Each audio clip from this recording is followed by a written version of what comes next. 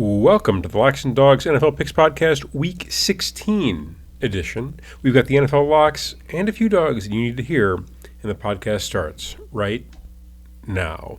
Welcome back, everybody. This is Matt. This is Mark. Okay, we got Week 16. Mark, I'm the king. You are. Congratulations. Yeah, I had quite the week. The king of Week 15. King of Week 15, yes. You get the crown this week. Yep.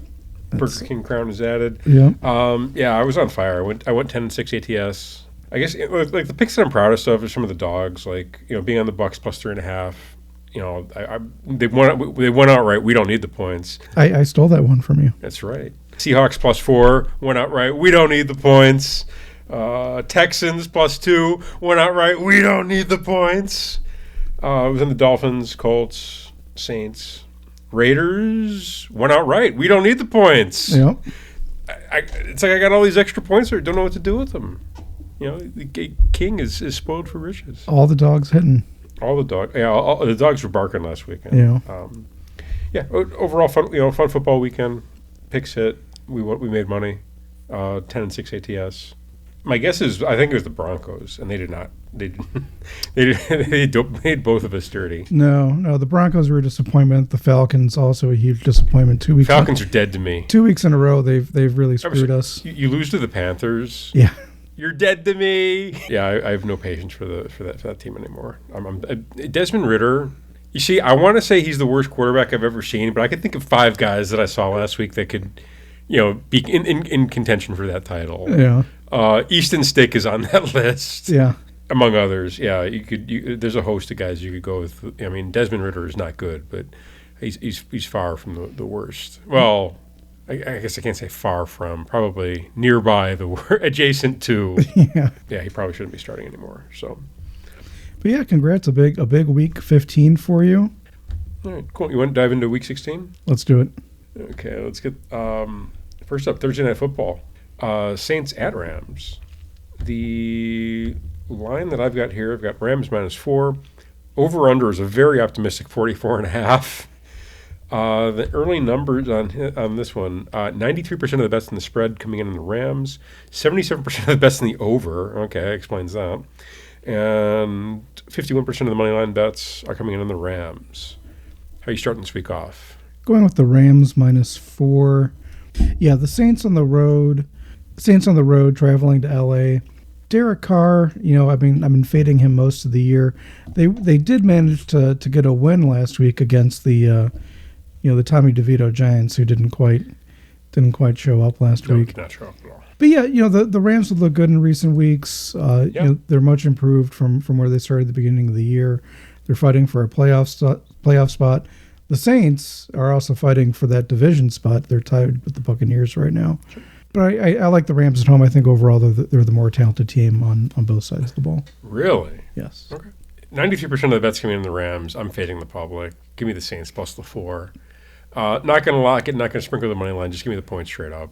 My thought process here, I think that defense can do enough to disrupt that offense. And I think they can score enough points. I don't really, I trust Aaron Donald, but who else do you really trust on that Rams? I guess Bobby Wagner.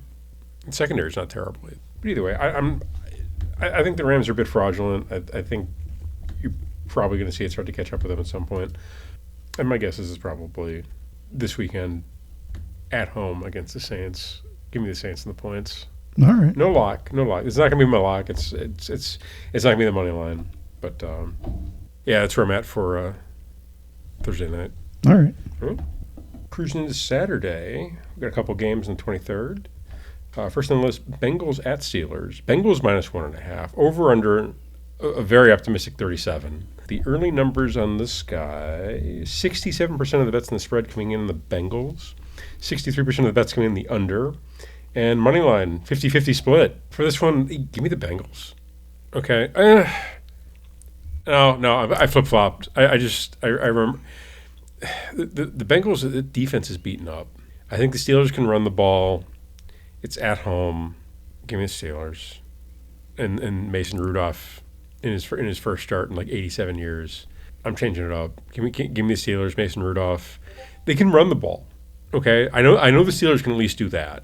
because the Bengals, their defensive tackle Reader is out for the year now, and that's going to make them a lot. So that's going to open up that soft underbelly of that defense.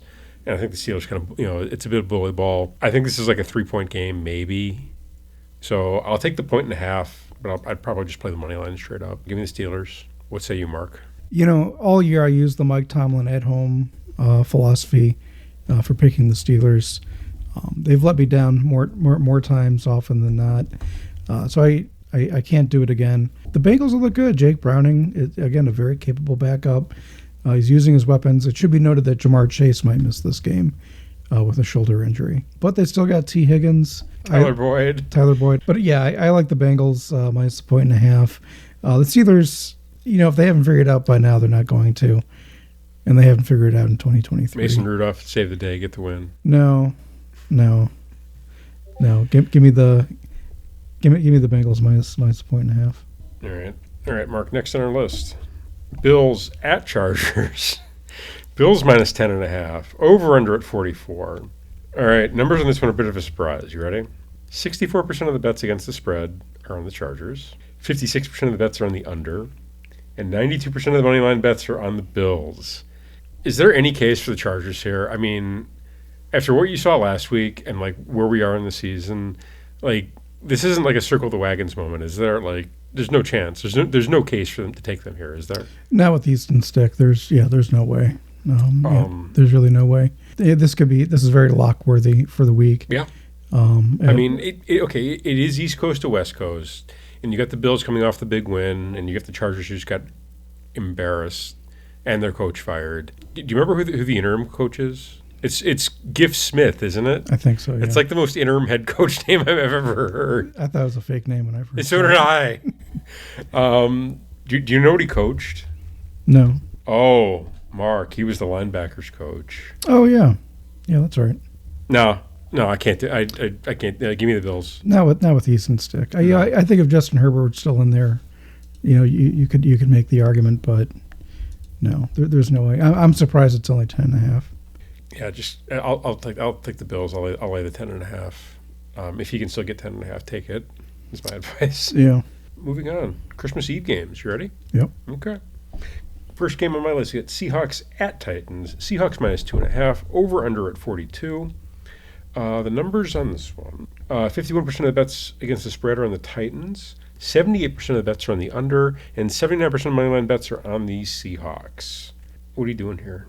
Going with the Seahawks, minus 2.5. Okay. The Titans they're officially out of playoff contention, so they have nothing left to play for.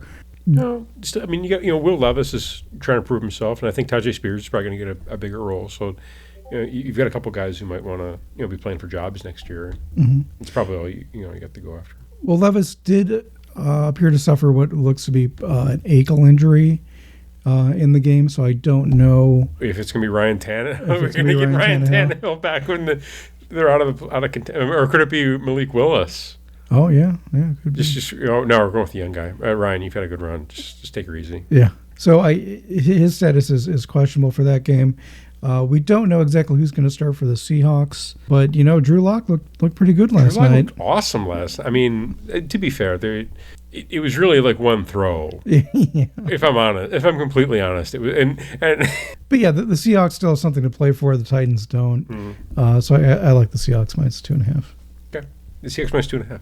They have something to play for. That's the thought process. I mean, there's not a whole lot of thought process for this one. I hate to say it. All right. Yeah, I think last week was the dream crusher for the Titans. I mean, they're out of the playoffs, so it was obviously the dream crusher. Yeah. But there's no hope. So from here on out, it's gonna be interesting to see what kind of team show up. If Mike Vrabel can keep those guys engaged, I guess he probably can. But I think the Seahawks just have a lot more going on. They have more. They have something to play for, whereas Titans do not. Like clearly do not. Yeah. So. All right. Next up, Commanders at Jets. Jets minus 3, over under at 38. Numbers here: 52% of the bets on the spread coming in the Jets, 95% of the bets on the under, and 58% of the moneyline bets coming in on the Jets. I'm with the public on this one. The Commanders look cooked, 4-10. The Jets are not much better at 5-9, but Commanders should have bit of life with Jacoby Brissett at the end of that game. Is he starting this week? I don't believe so. I think really still going to start. Yeah. Interesting. That makes me want to take the Jets even more. The defense is still playing hard. You know, they know they're out of it, but the team is still playing hard for Robert Saleh. Quarterback, on the other hand, good question as to who they're going to put out there, right? I'm pretty sure it's Trevor Siemian. Is it Trevor Siemian? Yeah. I don't think there's that big of a difference between Trevor Siemian, Tim Boyle, and Zach Wilson. I mean, I guess maybe Zach Wilson might be like a level above slightly, maybe half a level. But I don't think there's that big of a difference. Hand the ball off to Breece Hall 20 times a game. Just do that. And you probably win the game. Yeah, but they've refused to do that all year. Yes, they have, and it's maddening. All right, so I'm on the Jets. What say you? I'm going with the Commanders +3. You know, I made a huge mistake last week of picking the Jets, really, when I know that I shouldn't have. But I just think the Jets' offense is so terrible. I really can't see them being able to move the ball. They put up a goose egg last week. I don't see the Trevor Siemian situation improving the Jets' situation at all. The Commanders, you know, they can score. They can move the ball. They're not a great team, but they have shown the ability to score a touchdown from now and then. So, how long is that team going to stay engaged? The Commanders? Yeah. I don't know. You'd have to ask the Commanders. But no, well, like what I'm saying, like we're pretty much, you know, we pretty much agree that the Titans probably don't really care very much at this point. And I kind of feel like the Commanders are at the same point in the season where they know their coach is fired, and you know it's I think we're like this could be like a Chargers moment for them where they just give up, just get freaking wrecked and just don't care. You can get wrecked in the first half. I don't think Ron Rivera would let that happen. Yeah, I guess Brandon Staley was the exact coach that would let that. You didn't think Sean Payton would let that happen though either, and he did. But they've kind of right the ship. A little bit, yeah. Okay, I'm on the Jets with this one. You can take the Commanders. Next on my list, got Colts at Falcons. Falcons -1. What? Okay, this line makes no sense to me. We got Falcons -1, over under 44. Numbers here. 63% of the bets on the spread are on the Falcons. 53% of the bets are on the over, and 61% of the bets on the money line are on the Falcons. Okay, 63% and 61% of these people have wasted their money. I'm assuming it's the same. It's got to be the same. There's got to be like the Venn diagram. There's got to be like a perfect circle, just about. What is the case for betting hard-earned dollars on this Falcons team? I guess they're all high on Taylor Heineke. Is he starting? Yes. So we're doing this again, are we? Yes. I thought that, they kind of figured out that Desmond Ridder wasn't the answer. Then they kind of figured out that Taylor Heineke wasn't the answer. Now we know we're back. They just lost to the Panthers. Okay, what's more embarrassing, losing to the Panthers 9-6 or losing to the Raiders by 42 points? I don't know. They're both pretty bad. I mean, probably losing to the Panthers, I would say. See, I would have picked the other one, but different.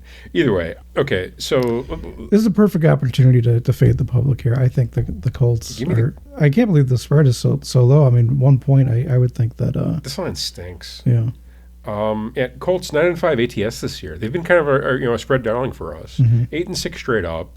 You got the Falcons who are 6-8. They're out of They're probably one more loss away from being like legitimately out of the division race, if they're not already. I haven't seen anything from that offense in weeks. Like, when was the last time Bijan Robinson had a good game? Can't tell you. They just hate him for whatever. You got Arthur Smith buried in the play sheet, and you got Bijan Robinson like buried in the depth chart, and you got a pair of quarterbacks who clearly they need to make a change. That's all. I mean. That interception Desmond Ridder threw last week was, again, I can't say it's the worst throw I've seen this year, but it's in the team photo for worst throw that I've seen this year. He literally threw a pass directly at a defender. Yeah. Like he was running through a pass, hit a defender square in the numbers. Like in the numbers. I don't know why anybody is rushing out to bet on these Falcons. I don't see it. I think that, the Colts, that defense stands up. Gardner Minshew has done enough to keep them in games, and they can ground and pound most teams. So, give me is Michael Pittman's in concussion protocol? Okay, he probably plays because a lot of these guys have been making it through the concussion protocol a lot quicker towards the end of the year. I think he plays, but either way, give me the Colts. I don't know what the case is for the Falcons here. Colts are, if I was. If I was picking the smallest dog ever, I'd be on the Colts. Okay, give me the Colts. Same page? Yeah, I'm on the Colts. The Colts are clearly the better team here. The Falcons, It's the Falcons at home. Like that's the only thing you could be thinking. Yeah. But they've been so up and down. Like you said, they refuse to give the ball to Bijan. It's the same thing with the Jets. If they ran the ball with Bijan Robertson 20 times a game, they'd probably wind up winning more times than often. Just don't throw. Yeah. Give me the Colts. What are they doing with it? This line makes no sense to me. I don't either. The only thing you could think is this line stinks, and the Colts are the Colts are going to lay an egg this week. I don't see it. I think the Colts are going to stand up and going to get the win because they're like legitimately in contention. And I see the Colts is, believe it or not, on the way up, and I see the Falcons is on the way down. Give me the team on the way up. Yeah, let's go. All right, next on the list, Packers at Panthers. Numbers here. First up, it's Packers -5, over under at 36.5. Numbers on this one, 75% of the bets on the spread coming on the Packers, 57% of the bets on the over, and 99% of the money line bets are on the Packers. What are you thinking here? Okay, well, first up, this is a letdown spot for the Panthers after their big win. Right. Yeah. So, I can definitely see why there's a lot more action on the Packers here. Give me the Packers. I'll lay the 5.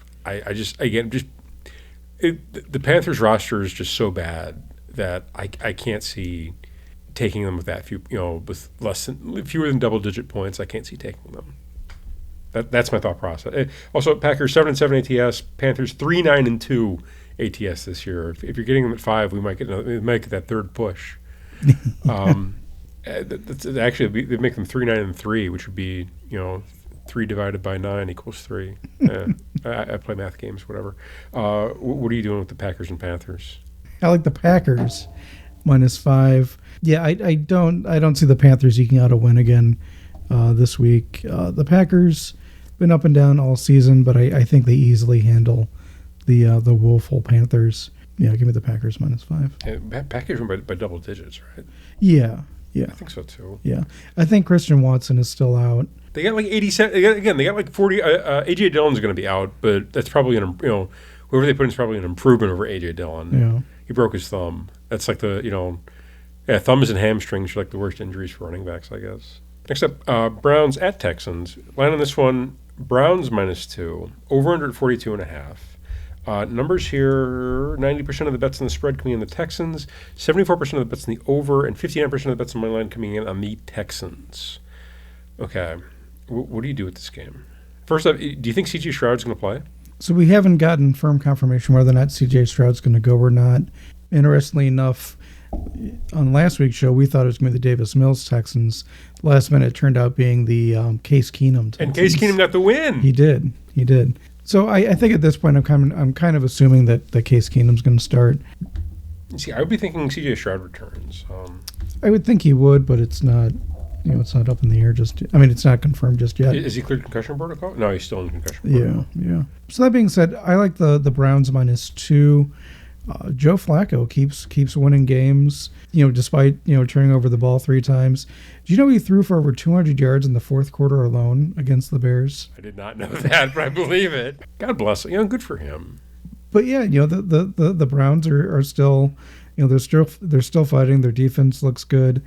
The Texans, they've looked good all year. I'd say with the exception of their run game has been a little bit disappointing. Well, it's some injuries that they've been without Pierce and Singletary for stretches. Yeah. That being said, I think the Browns are the better team on the road.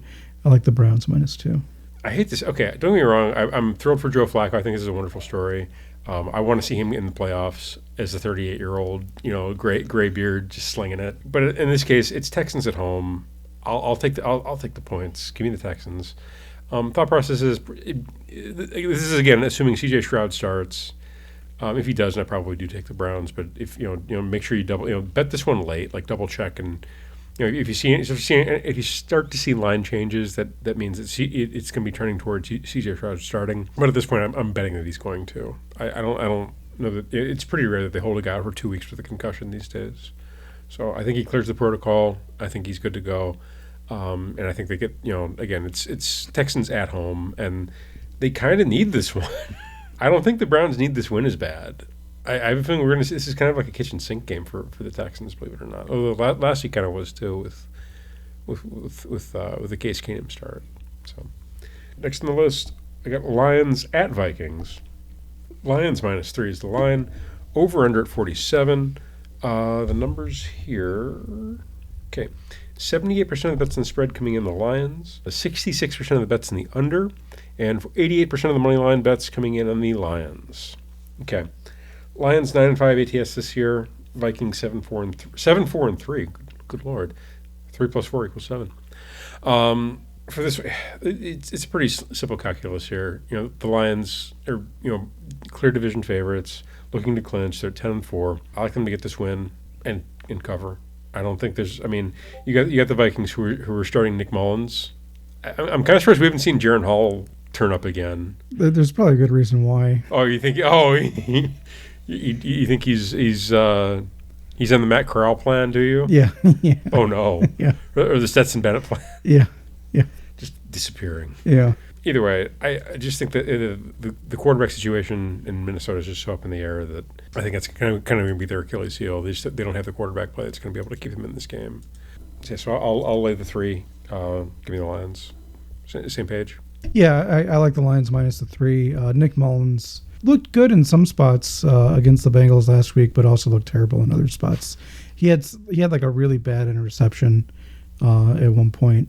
So, yeah, the Vikings, they've kind of fallen apart. The Lions, on the other hand, looked really good against the Broncos last week. Yeah, after looking terrible for like 3 straight weeks. Right. Yeah. So I think the Lions, win this one easily. Surprised the number's at 3. I think it's probably going to go a bit higher than that, but yeah, give me the Lions. Oh, I mean, you get the home field advantage for the Vikings, and the Lions. This is they're away from Detroit, so and they haven't. Last week was like the first time looking really good in a while. Mm-hmm. So okay, that does it for the early games on Christmas Eve. Heading into the late slate, first on the list, Jaguars at Bucks. Jaguars -1 is the line. 43.5 is the over/under. Numbers here are 66% of the bets against the spread on the Jags, 58% of the bets on the over, and 58% of money line bets on the Jags. Okay, give me the Bucks +1, whatever. If you can still get +1, take it. The thought process here is that Trevor Lawrence probably is in concussion protocol, may not start. Also, I like the Bucks at home. I like the Bucks as a dog. I do not like if the Bucks are the favorite, bet the opposite. Okay, if you see the Jaguars getting points, jump on them, even if it's C.J. Beathard as the starter. Thought process here is again, I do not trust this Bucks team as a favorite. They're not good enough to be laying points to the Jaguars in December. I'm sorry. I think they're fraudulent. And actually, I think both of these teams are it's the battle of the frauds, essentially, here. We're going to see, which team is going to be more fake. I'll bet that it's the Jags without Trevor Lawrence. I'll take the Jags if they have Trevor Lawrence. Mark, what say you here? Yeah, I'm with the Bucks plus the point. Yeah, I mean, got to make sure you get that 1. Right. Yeah, yeah. Well, on the money line, I have it as it's pretty much a pick 'em. They're both at -110. So yeah, I mean the Bucks at home have looked good. It seems like Baker knows when he's the dog in every game, and he plays better knowing that he's the dog. Backdoor Baker. Yeah, yeah. I've liked the Jaguars all year. I know we know you love the Jaguars, but I like them a little bit less with C.J. Beathard as the starter. So yeah, give me the Bucks at home. All right. Next up, Cardinals at Bears. Bears -4, over under at 44.5. Numbers here, 51% of the bets in the spread coming in the Bears, 79% of the bets in the over, 81% of the money line bets are coming in the Bears. Okay, give me the Cardinals plus the 4. Are you locking it up? They might be my dog. Okay, first up, it's in Chicago. It's the late game. Mm-hmm. The weather is not going to be that bad.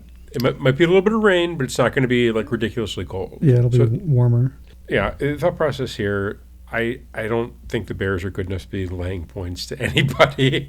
It's kind of the Panthers corollary here. I just don't trust the Bears as a favorite. They're 6-2 ATS, Cardinals 7-7 ATS. So it's essentially a coin flip from an ATS perspective. And give me the side that has the points. I think this is probably a field goal game.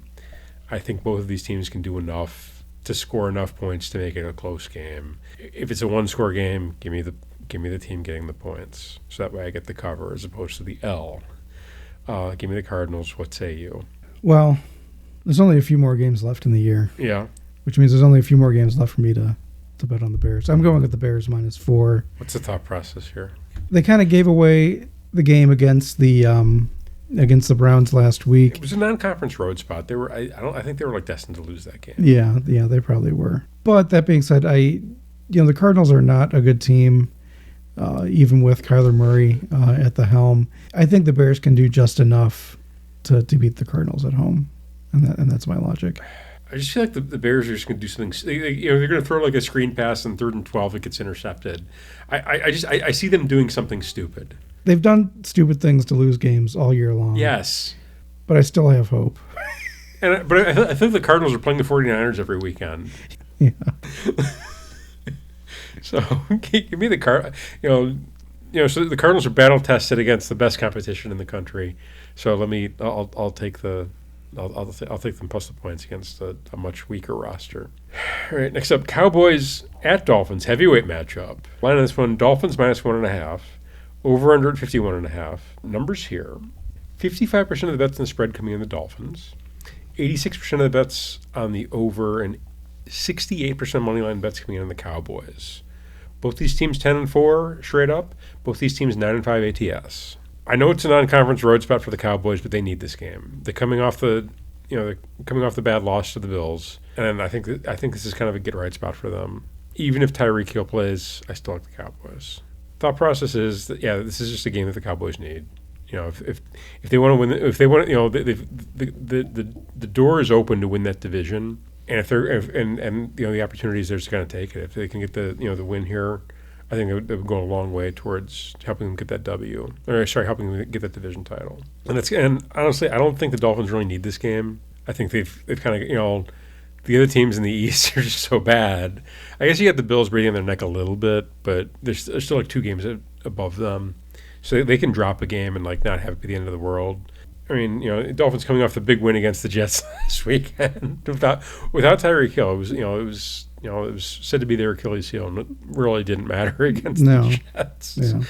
Either way, give me the Cowboys in this one. I think they need this game more than the Dolphins. I think they're going to get up for this one after the letdown spot against the Bills. What say you? I don't like the Cowboys on the road. The Cowboys have been most effective at home throughout the course of the year. Which is why they have to win this game to get home field advantage. I don't think they need to win this game since it's a non-conference spot. I mean, they could get first in the NFC East just by virtue of the fact that the Eagles keep losing. That being said, I'm surprised it's only 1.5 on the spread. I thought it would be a bit more.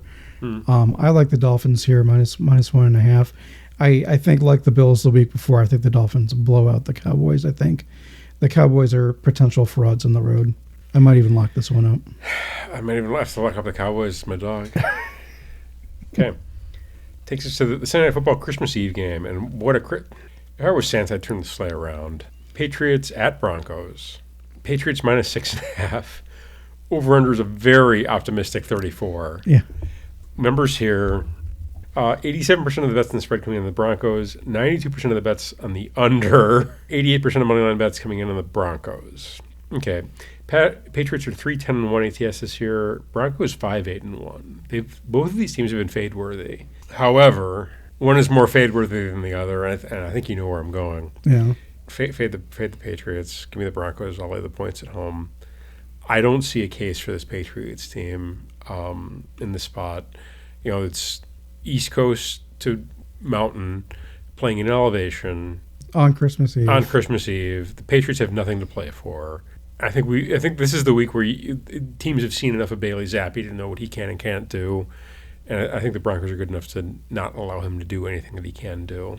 And they don't have a running game to speak of. Yeah, it's Ezekiel Elliott carrying the load for the entire offense. Sorry, Zeke. Yeah, give me the Broncos, lay the points. What say you, Mark? Yeah, I'm with the Broncos, -6.5. Don't like the Patriots on the road. I still like this Broncos defense. I think they've played well most of the year. They didn't do well last week against the Lions. So I think this is kind of a get right spot for the Broncos against a Patriots team that is that's clearly tanking at this point. Are they tanking, or are they just not a good team? Both. Yeah. Yeah. So, yeah, give me the Broncos -6.5. I kind of wish they still had Malik Cunningham. That I would like to see. Christmas Day games. Well, Mark opens his presents. He gets to watch Raiders at Chiefs. Chiefs -10 is the line. Over under at 41.5. I kind of like that over. Let's see what we got here. Oh my gosh, the over opened at 51.5 points, and it's shrunk to 41.5. Give me the over. Hell yeah, hey, let's go. I mean, all right. Bets. 69% of the bets in the spread are coming in on the Chiefs. 75% of the bets are coming in the under. I like the over. At 41.5, I like the over here. And 94% of the money line bets coming in the Chiefs, getting that sweet -480 action. Again, we've gone through this one multiple times. The Chiefs do not blow teams out.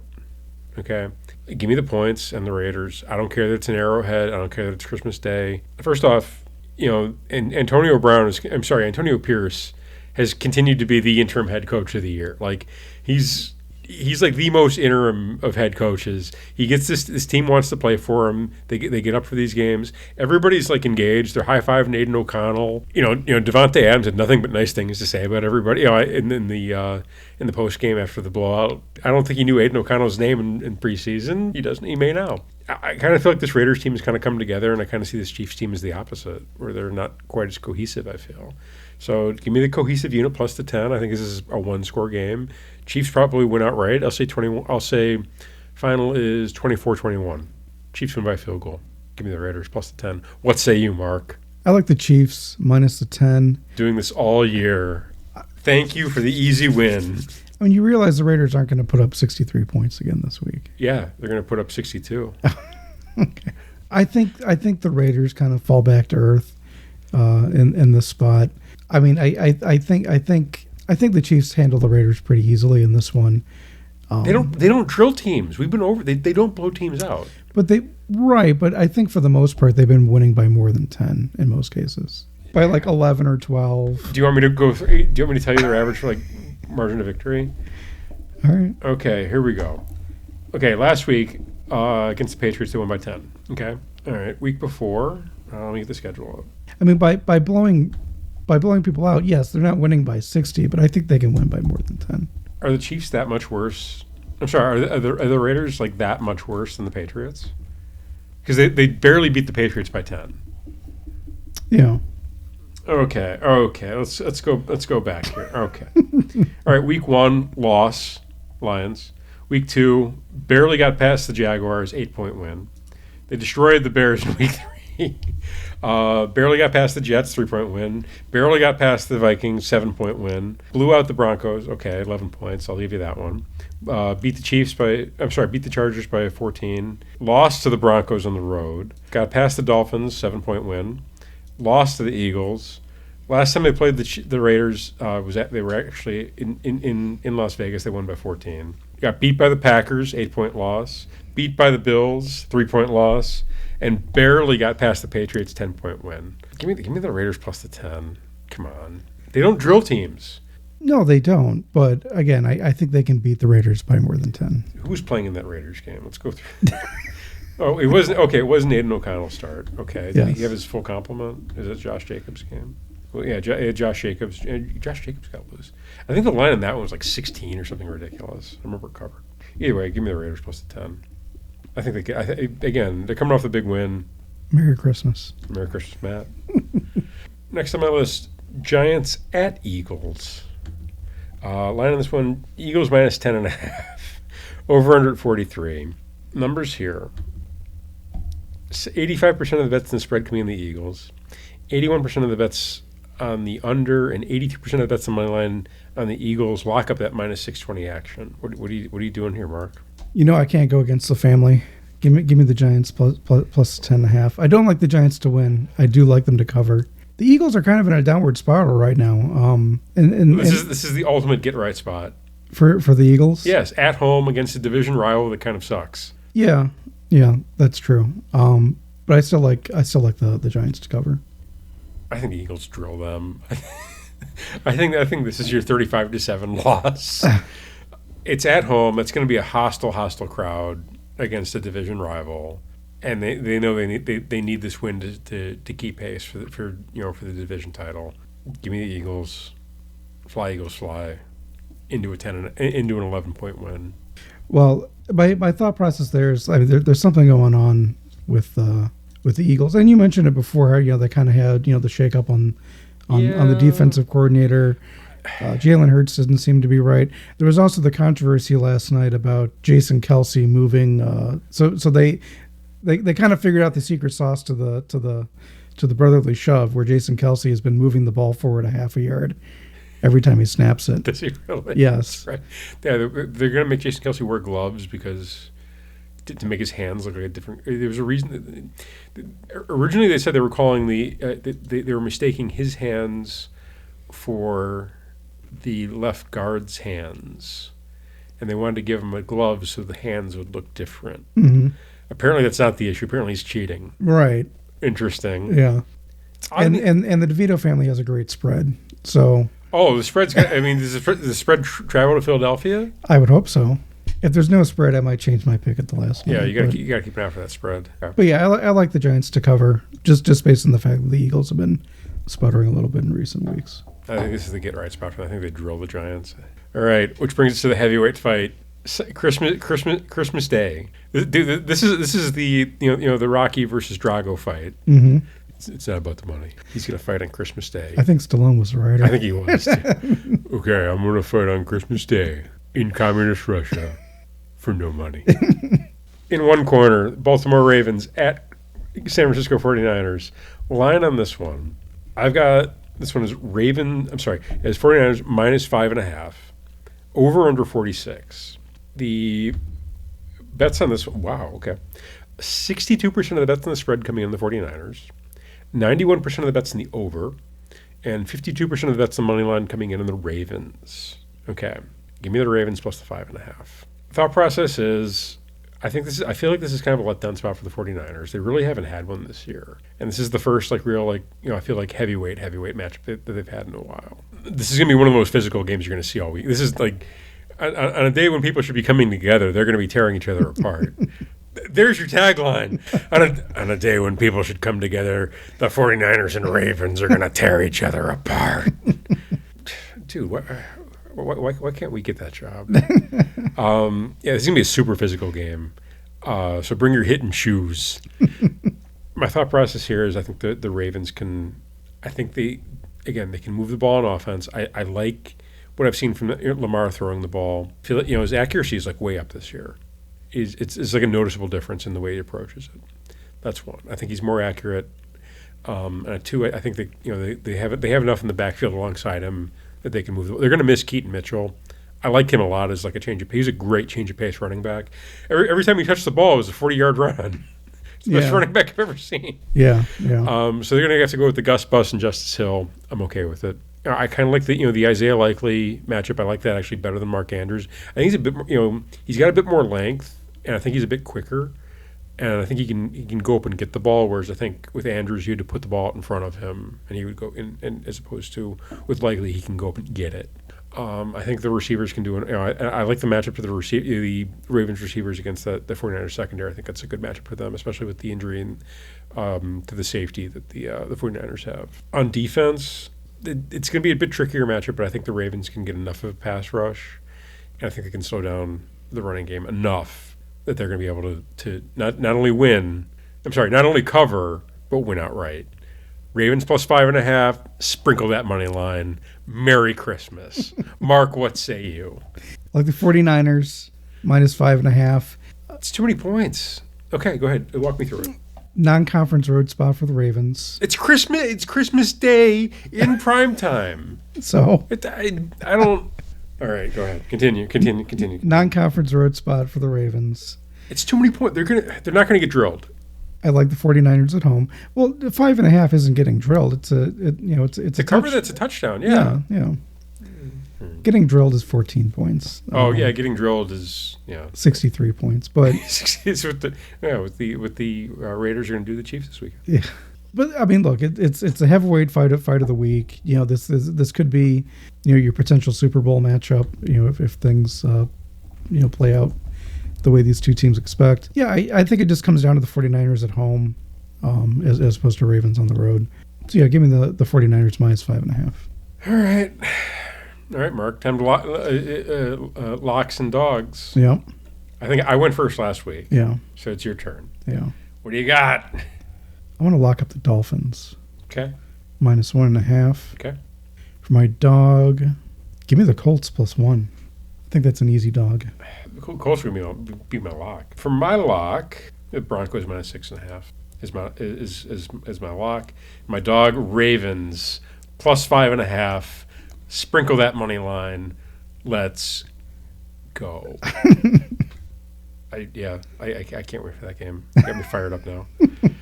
Mark, good job by you. Thank you. Okay. Then the Locks and Dogs podcast for week 16 of the NFL season. Check out locksanddogs.com for the latest in gambling picks and news. Hit that subscribe button to get the latest notifications for the latest episodes. And please leave us a review. We'd love to get a 5-star, but we'd just like to hear from you. Tell us what we can do better. Tell us what we can do worse. Please, just we'd love to get a review or two. It would make Mark's Christmas all that much more merry. For Locks and Dogs, this is Matt. This is Mark. And we'll see you next week. Merry Christmas.